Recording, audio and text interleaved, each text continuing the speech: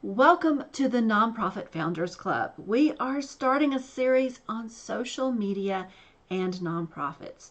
I want us to explore what role social media plays in nonprofit work through strategy, how to use it efficiently and effectively through the donor journey, and how to set your social media up for success through the social media worksheet. And last, what mistakes to avoid with your social accounts. So, a new nonprofit's social media strategy to gain funding. Let's talk about what that is. It's no secret that social media is a powerful tool. Whether you're a for-profit business or a nonprofit, social media can help you reach your goals. For nonprofits, social media can help with fundraising, donor relations, organizational branding, and so much more. But it's not as simple as setting up accounts and posting away. You need a strategy if you want to make the most of social media for your nonprofit.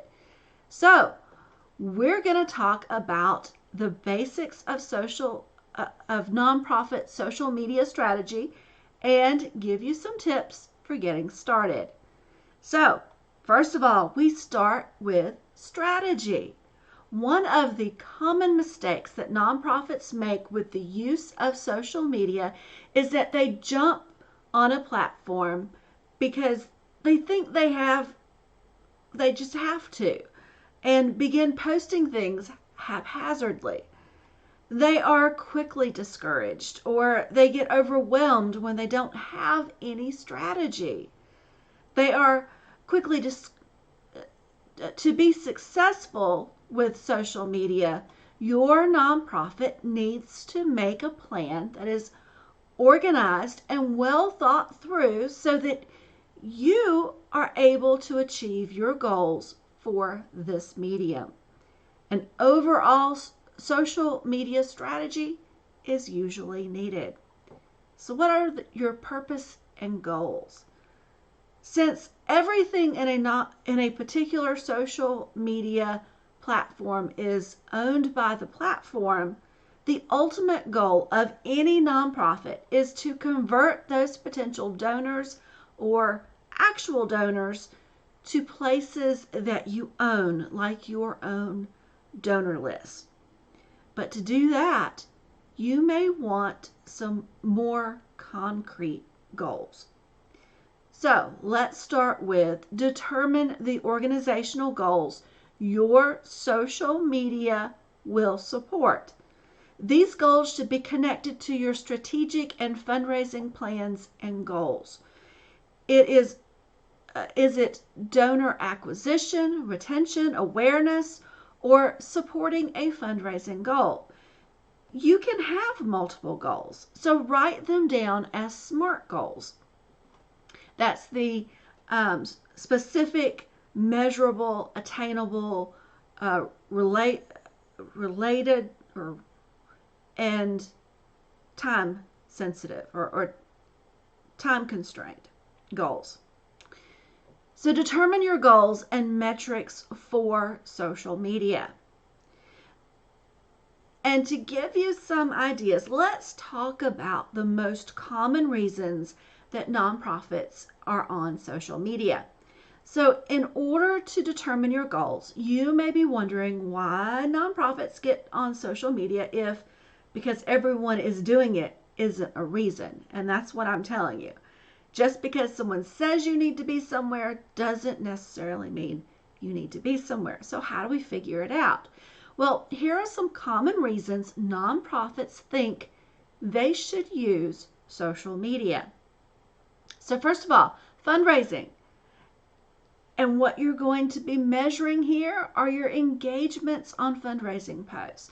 You're going to track conversions from seeing a post and actually taking action and donating. Brand awareness. We always hear nonprofits, they want awareness. So social media is the place to go. You're going to measure that with reach. recruiting volunteers. So you're going to look at the engagement on volunteer posts, and you're going to track conversions. How many people like or comment on a post actually become volunteers? Or maybe you just need to share some news. And in that case, you're looking at your engagement rate. All right, so what are your strategic reasons for being on social media? What is your purpose for being on social media? What do you want social media to do for your organization? These are things you need to think about and get clarity on. So in general, there are 7 strategic reasons that nonprofits are on social media. So the first one, increase your nonprofit brand awareness. Number 2, drive traffic to your website. Number 3, find new volunteers. Number 4, grow revenue either through donations or sign-ups for direct services. So you're talking about either the donor side or the client side. Number 5, boost brand engagement.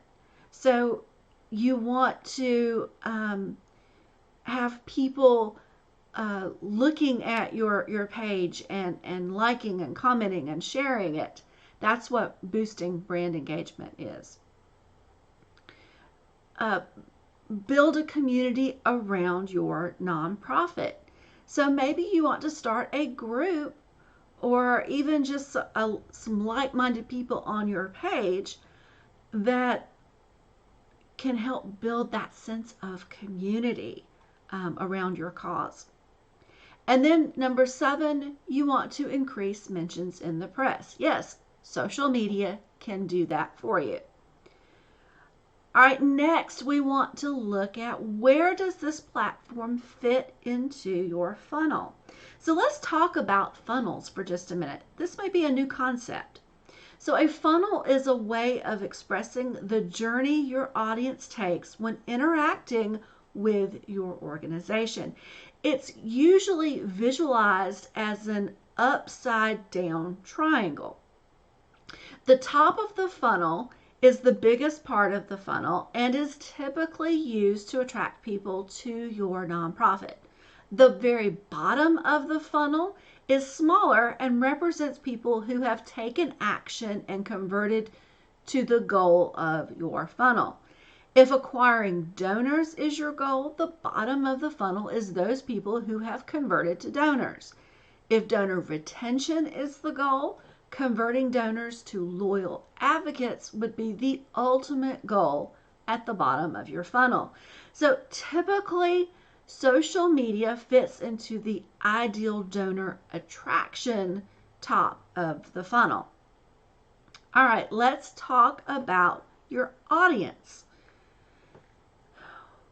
First, you need to decide on an audience. This is really important. You need to know who you're going to be talking to. And I would narrow it down to 1, maybe 2. So maybe donors and volunteers, because they can be very similar. It's really hard to talk to donors and clients on the same page. So just so you know. All right, so who do you want to reach on social media? And this is more about the demographics, about the type of person that you want to reach. This, if you're doing ideal donor, this is going to be the characteristics of your ideal donor. You have a wide variety of people you can reach, but depending on your goals, everyone wouldn't be appropriate. I hear that a lot. Well, we just want to reach everyone. Not everyone is going to like you and trust you and move through your funnel. There's people out there that probably don't even like your cause. So trying to make them like you is not going to happen. But let's find those people that really do like you, that really value what you're doing in the world. Let's find them. They're going to be a whole lot easier to talk to. All right, since nonprofits don't usually have a shortage of clients, I recommend using social media to find your ideal donor, attract your ideal donor, and convert potential ideal donors to donors. So determining who you want to reach and for what purpose will help you when it's time to decide on the platform. So most often social media is going to be looking for your ideal donor and talking to that person. All right, so nonprofits also try to make their page appeal to clients, volunteers, board members, everyone. So there are pitfalls of trying to do more than one audience that aren't similar. When you choose very different audiences, you confuse the algorithm and your page won't grow because the algorithm can't send your posts out to lookalike audiences.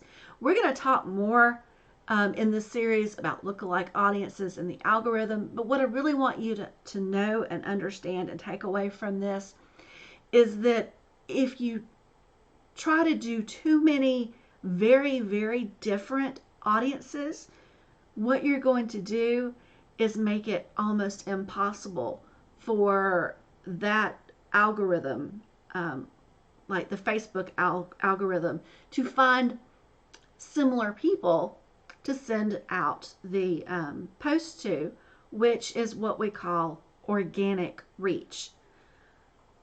And organic reach is free reach. So we always want organic reach when we can get it. All right, let's move on to the next thing that we're going to need to do, and that is determine your platform. You are now ready to decide on the best platform for your goals and audience. So let's talk about the 3 main channels nonprofits choose. And here are some things to consider when deciding on the one main social media channel you are going to use. Instagram. It is a highly visual network for static images and short videos. It is great at boosting awareness and engagement. It boasts an audience of 18 to 35-year-olds, and because of that demographic, and because of that particular demographic, it works well to get volunteers. 18 to 35-year-olds believe volunteering time is the same as donating money. It's not really a platform designed to help you grow revenue. Instagram is not optimal for driving blog or website traffic because you can't insert links. Next is Facebook. Facebook is great at building community and helping you grow revenue through donation appeals. Since people aged 40 plus are the largest audience on Facebook, donors are most likely to be on that platform. So we talk about why this is in the ideal donor lesson and challenge in the Nonprofit Founders Club free Facebook group. Facebook's content is mainly geared towards news and entertainment. The current emphasis is on video content, especially Reels. So note also that Facebook currently sends more website referral traffic than any other social media channel. Next, let's take a look at LinkedIn. And it is great at attracting business sponsorships and support and finding board members. Its main content is sharing industry articles and general professional content. So now knowing what each platform is built for, you can now look at your ideal donor or who it is you want to reach and figure out where most of those people are going to be. Was it going to be Instagram, Facebook, or LinkedIn, or some other channel? You may be thinking about something else, and that's okay. Just make sure it's where your people are. All right, that's it for this episode. Join me next episode when we work through the social media strategy worksheet, and there'll be a free download so that you can start really honing in on what social media platform you want and what the purpose is. And we're going to talk a little bit about content. So join me next time in the next episode. Until then, get to work.